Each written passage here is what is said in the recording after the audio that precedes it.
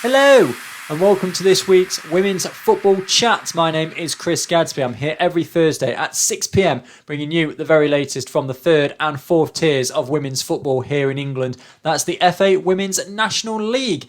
Right, a bit of a shorter show again this week, of course. No results to talk about and only one game to preview. So what I thought we'd do now, because it's the end of the season, is just go through some of the stats over the course of the last 9 months across all of the leagues. So I'll get into that shortly. Bit of news first. I've got bits of news that I'm going to scatter throughout the show. We're going to start down in the southeast with Ashford Town Women, who are delighted to announce as of next season the women's section is to be merged fully with Ashford Town. This will mean the women's section will be run operationally and financially by Ashford Town, which will cover the first team, the B team and the junior section. Now the women's section, which was started in 2015, was run in affiliation with the club and have had 5 promotions, obviously now in Tier 4 in South East. But now they're being fully merged with the men's setup there. Club chairman Nick Bailey said, "These are exciting times for our club as a whole. It is great the women's section will now be a full part of everything. This is a fantastic move that helps bring everyone together within the Ashford Town family. They're a big part of our future plans as we move the club forward.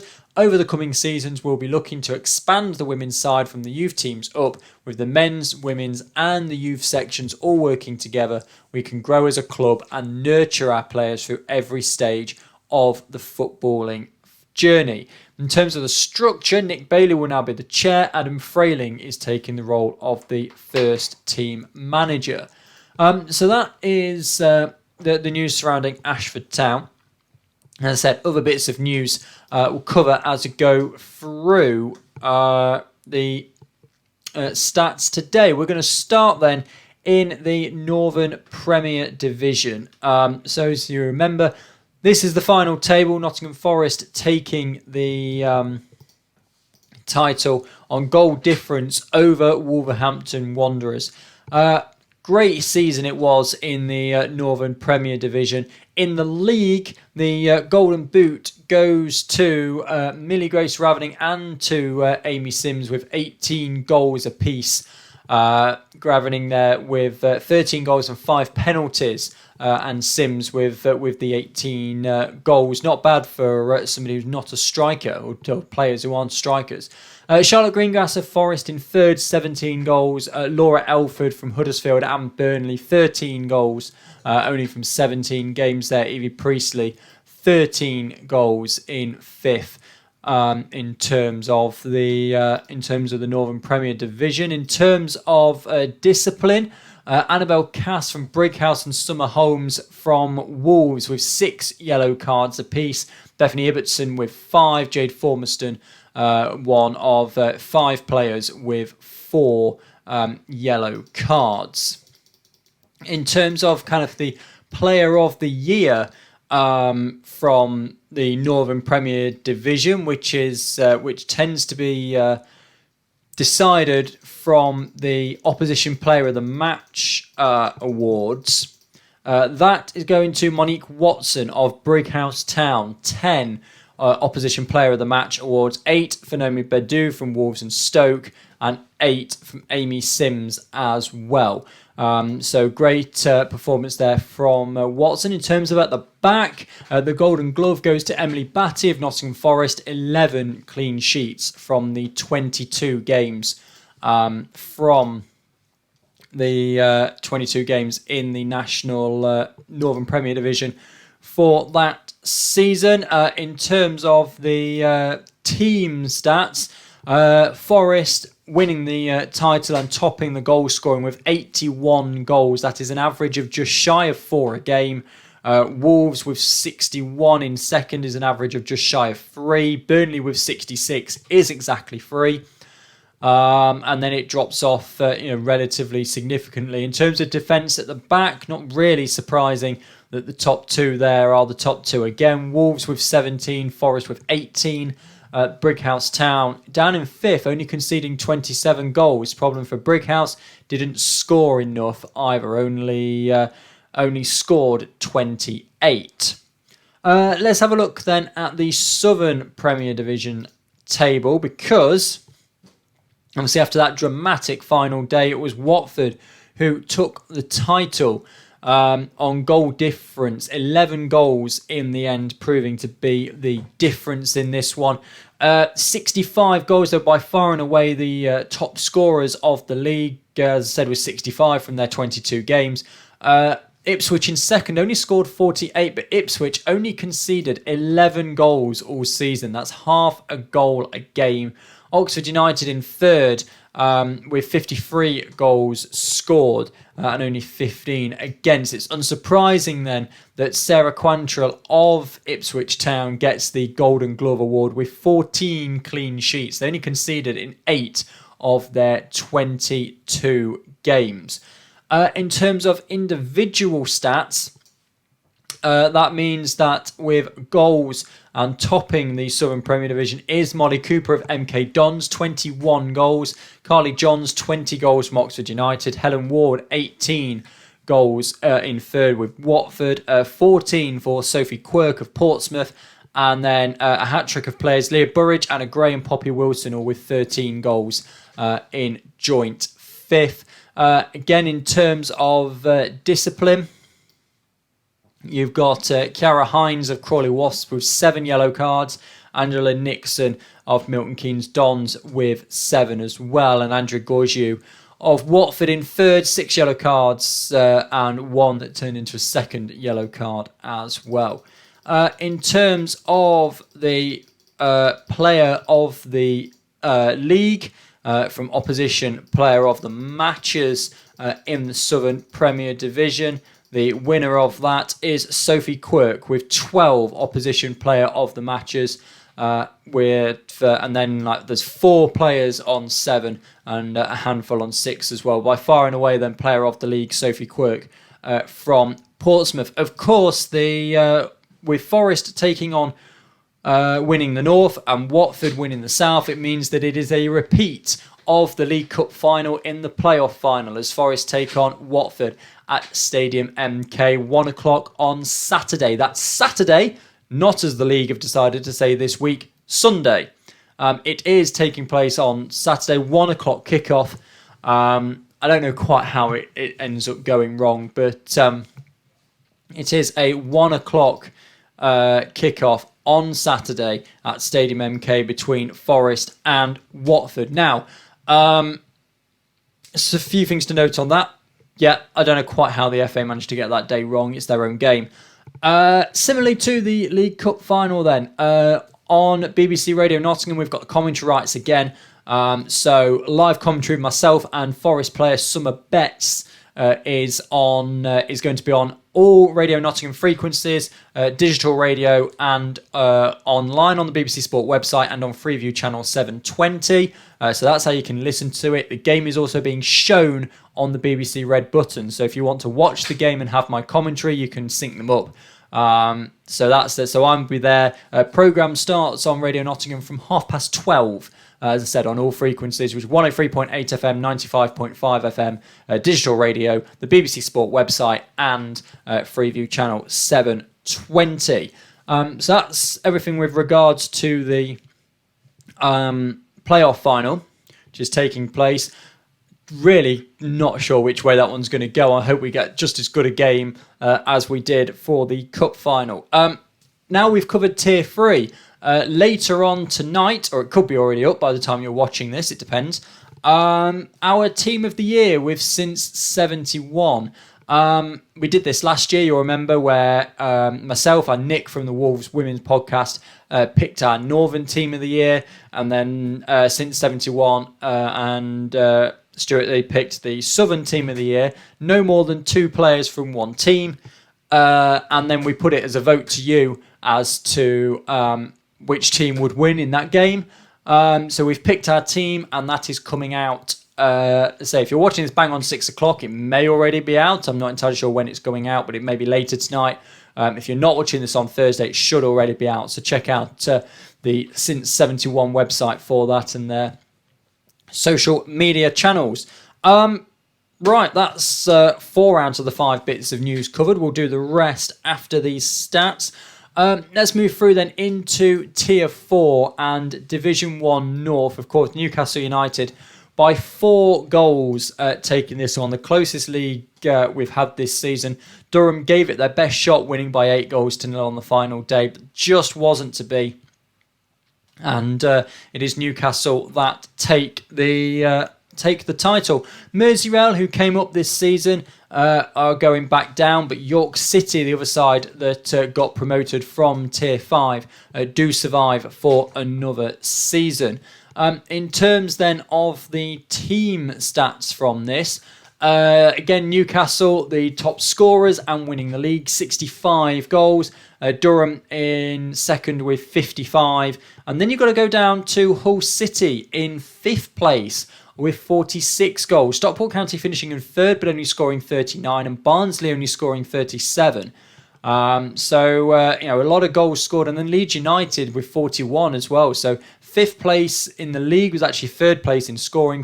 6th place in the league was actually 4th in scoring. And then York City, who are down in 9th, they're actually 7th in scoring as well. So plenty for York to build on in terms of keeping them out of the net. Durham Sestra, by far and away the best team there, only 12 goals conceded all season. Newcastle with 18, and then goals conceded does go more how you would expect. So Stockport 3rd in the league, 23 goals. Barnsley 4th in the league, 27 goals. Hull 5th in the league, 30 goals. The only real changes when you get into the bottom half. So that's the team stats. In terms of individual stats, the Golden Glove shared between Serena Clark and Grace Donnelly with 11 apiece. That's Barnsley and Newcastle. So then we go into the individual stats again. Back to those. Top goal scorer, Hope Knight of Hull City, 23 goals. Georgia Gibson of Newcastle, 19. And Bianca Owens of Newcastle and Norton Stockton Ancients this season, also on 19. Poppy Pritchard of Durham Sestra on 17. And then And then a hat-trick of players on 14. Abby Brown and Casey Elson. Discipline is 6 yellow cards for Emma Hickson, 5 for Hope Knight of Hull City, Emma Hickson of Chorley, 5 also for Catherine Smith of Leeds United, and then 4 for Erin Boyle of Norton, Charlotte Cloy of Merseyrail, and Jess Holder of York City. And then in terms of opposition player of the match, it's Jodie McAlsher of Barnsley who claims the Player of the Year in Division 1 North with 8 Player of the Match awards, the same actually as Charlotte Potts of Newcastle United and Charlotte Stewart of Bradford City, 8 apiece for each of those. Right, Division 1 Midlands then. Move through to this, of course. This was the one that was rounded up the first, with Stourbridge taking the title by 12 points in the end, convincing victory throughout the season for Stourbridge, and they win handsomely in the Division 1 Midlands. Unsurprisingly, it's a Stourbridge player in Neve Deasy who tops the scoring charts, 23 from 27 games. Olivia Woolston, 20 goals from 24 games for Sporting Cowser. Alexandra Dix, 17 goals for Northampton Town. Rebecca Knight, 15 for Solihull Moors. Millie Rogers, 15 for Stourbridge. In terms of discipline, 8 yellow cards for Chantel Gallagher of Leek Town, 6 for Jessica Driscoll of Peterborough United, and then 4 for Rebecca Arnold of Leek Town as well. So, lots of yellow cards for Leek Town. Opposition player of the match, that goes to Zoe Creaney of Solihull Moors with 10 opposition player of the match. So she gets player of the year there. Cassie Hyde of Leek Town, 9. Katie Doster of Wemtown, 8. And Kimberly Bebbington of Wemtown with 7. Look at the table and the team stats. Stourbridge, 86 goals. Joint top scorers in the FA Women's National League with Cardiff City in the Division 1 South West. 86 goals. Next best was actually Lincoln City with 73. Of course, that was elevated somewhat by that 18-1 victory over Long Eaton United towards the end of the season. Lincoln City second in scoring, finishing 6th in the league.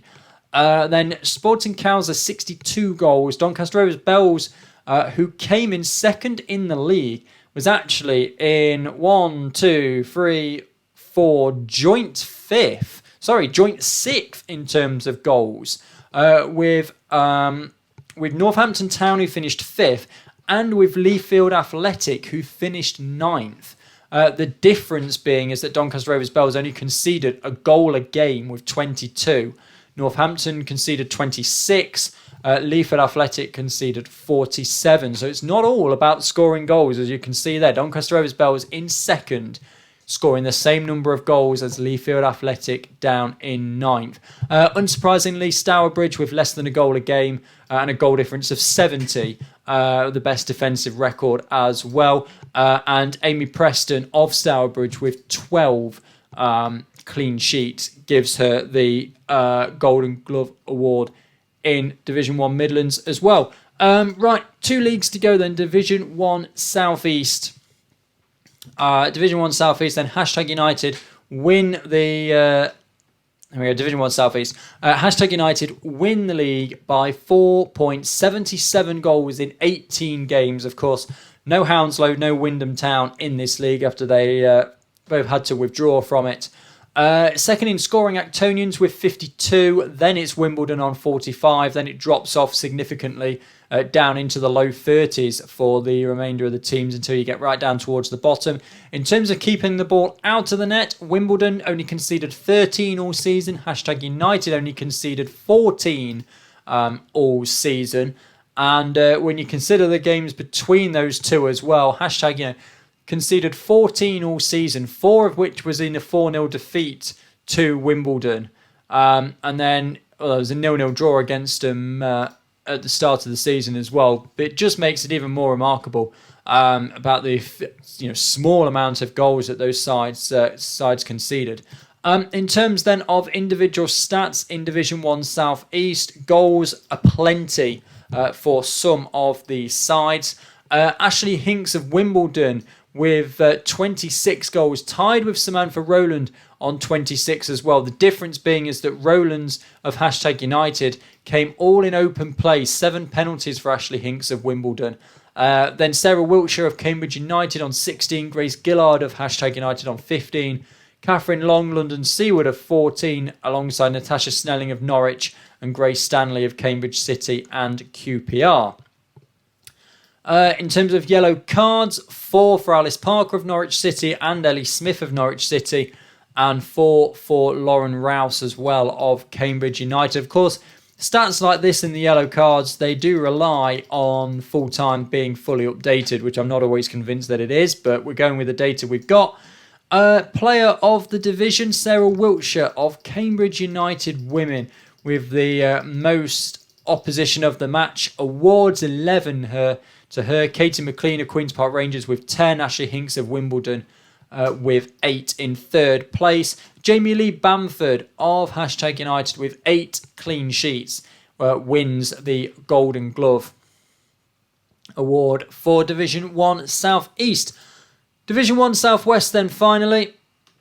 Final league to talk about. We'll start with the goals and the individual stats from that. 30 goals for Sarah Stacey of Exeter City, 27 for Corey Williams of Cardiff City, and 25 for Annabelle Colston of Swindon Town. 21 then for Shannon Albury of Southampton Women and AFC Bournemouth. And then another couple of Cardiff players in Chloe Lloyd and Ellie Sargent with 17 apiece.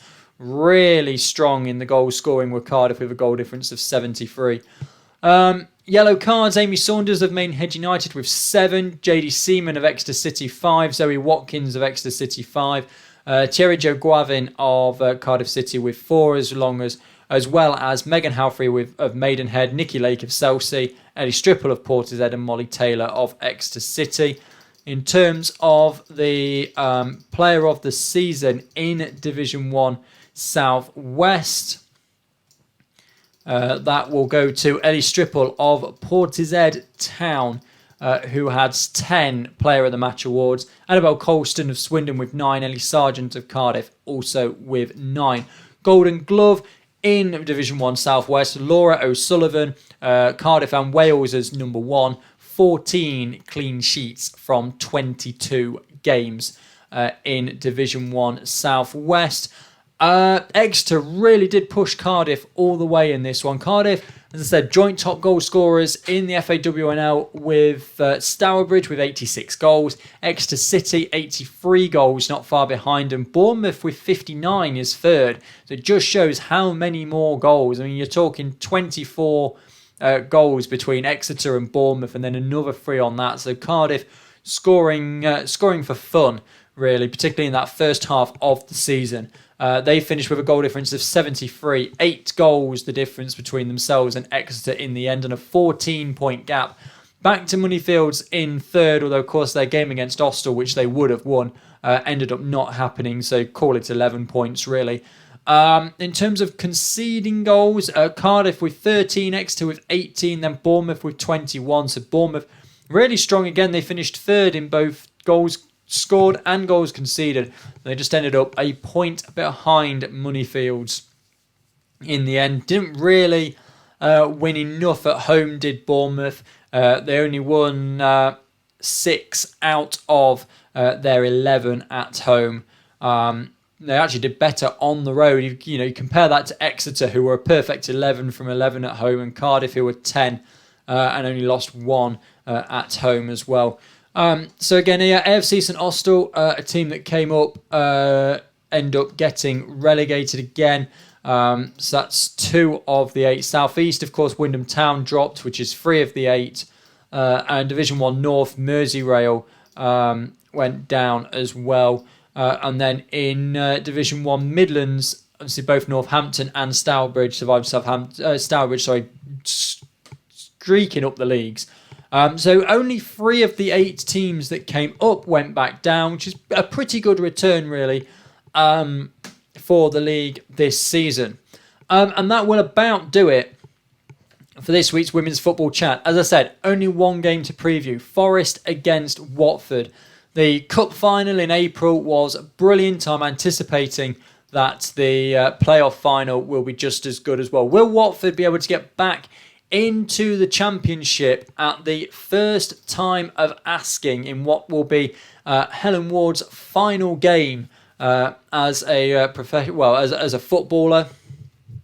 She's retiring at the end of this game. Or will Forest, who haven't been in the second tier of women's football since 2012, will they be able to get back after an 11-year absence? As I said, myself and Summer Betts, the Forest player, will be on BBC Radio Nottingham, all frequencies, 103.8, 95.5, digital radio, Freeview Channel 720, and online and on the BBC Sport website. So wherever you are in the world, you will be able to listen to our commentary. One final thing then before I finish up. I had a couple of people asking, and yes, the Summer Knockout Tournament is returning for the 2023 season. We're just waiting on the final team to come up from Tier 5. This is from the London and South East Regional Women's League. It's either going to be Ebbsfleet United or Worthing. Worthing, who won last night as well. 3-1 over Saltdean United, which is something I was going to check and now have. So, the situation is, both those sides are playing on. There's 1 point between them. Worthing have a game in hand. Ebbsfleet United have, who are currently top of the table, they have got Saltdean United on Sunday. Saltdean are in 5th. Worthing, who know 2 wins will get them into the FAWNL, have Millwall Lionesses on Sunday and then AFC Acorns next Wednesday. Now, Millwall Lionesses are 6th, AFC Acorns are 10th. Worthing, let's say, with the game in hand as well. So, because the end of this league is on Wednesday, and obviously the playoff final to know which team out of Forest and Watford isn't in the FAWNL next season is on Saturday. Come next Thursday, we'll know all 72 teams that will be in next year's FAWNL. Therefore, next week's show is going to be a bit shorter. All I'm going to do is look back at the playoff final and then look at the makeup of the leagues from next year, because I think there's lateral movement from Midlands into the North, but I'll clarify it and look at that for next year. So next week's show, really short. Then the 1st of June, which is the week after, a fortnight today, is the preliminary round of the Summer Knockout Tournament, where we get 72 teams down to 64. And then we'll go 64, 32, 16, 8, 4, 2. And that should see us through until towards the back half of July. I can't remember the exact date off the top of my head, but it's something like the 3rd week in July. At the conclusion of the Summer Knockout Tournament, I may or may not have a couple of weeks break before starting up again for next season, but I'll clarify all that nearer the time. Of course, we'll still have news and what have you throughout the course of the summer, but that is the plan. Summer Knockout Tournament starts a fortnight today. A completely national tournament. For anyone who wasn't watching the show last year, you can go back and see all of the videos. What I do, I've got balls numbered 1 to 72. They all go into the pot. Every single team is in there. No regionalised, no nothing like this. We draw the teams out. They go against each other. The polls go on my Twitter, and everyone gets to vote for their favourite side. It could be because they play in your favourite colour. It could be because they are your team. It could be because you don't like the other team. It could be because you like the kit the best. Anything like that. It could be anything. The polls go up for 4 or 5 days or so. And then that gives me time then to see who's won, eliminate the teams, do the next round before posting it on the Thursday. It was something I started last year to show that draws can be videoed. But everyone seemed to love it. It got about 9,000 votes over the course of the tournament, which was far more than I was ever expecting, and a huge battle in the end between Chesham United and Wolves. Can Chesham regain their crown? We shall see. But that's coming up in a couple of weeks' time. As I said, playoff final is on Saturday. You can watch it and listen to me sync it up if you want. Thank you very much for watching and or listening to this week's episode of the Women's Football Chat. I've been Chris Gadsby. Keep supporting your local women's football team. If you have nothing to do on Saturday and you can get to Stadium MK, there is a neutral block as well. Thank you very much for watching and or listening to this week's Women's Football Chat, and goodbye.